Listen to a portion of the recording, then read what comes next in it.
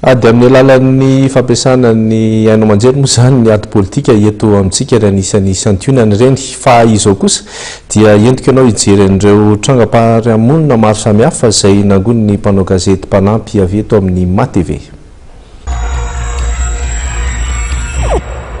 Manohitra ny andravana ny trano fonenan'izy ireo ny mponina etsy Anosivavaka manoloana ny tetikasan'ny filoham-pirenena amin'ny fanamboaran-dalana ho fanatsarana ny tanàna. Eo amin'ny sampana Anosivavaka sy Alarobia moa no misy ity tetikasa ity ka trano 200 mahery no voakasika amin'izany. Tsy manakana ny fanatsarana ny tanàna sy ny fanitarana ny lalana izay hoy ireo mponina fa tokony ho jerena ihany koa ny fiainam-bahoaka.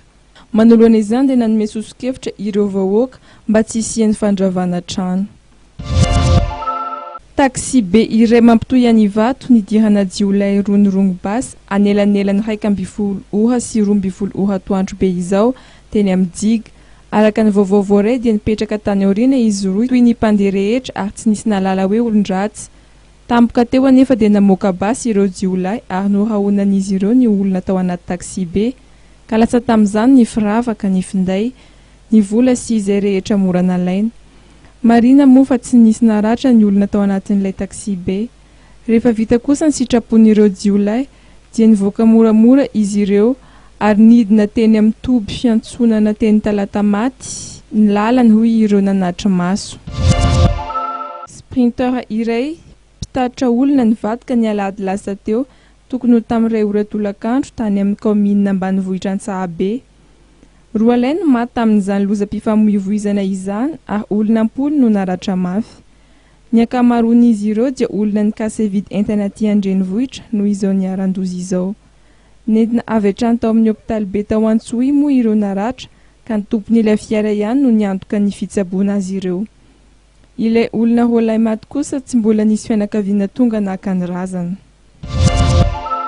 Nisy 5 lahy nisakana fiara iray nitondra mpandevina tany amin'ny faritra Moronmany tamin'ny herinandro lasa teo.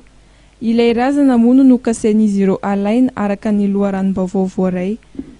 Tamin'ny ampahan-dalana somary ratsy no nanararaotan'izy ireo ny fanafiana ka norahonany tamin'ny basy ny mpamily sy ireo olona tao anatiny.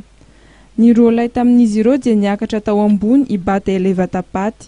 Nahagaga nefa fa latsaka tampoka ilay vata ka nianjera tamin'ilay namany niambina teo amin'ny varavarana. Torana tsy nahatsiaro tena ilay jiolay tamin'izany. Nandositra ireto farany sady nitarika ilay namany safotra. Tsy raikitra ny fampisehoana izay olona tao Tarikalola tao amin'ny kianjan'ny Banjatoalaza tany Mahajanga ny alahady lasa teo.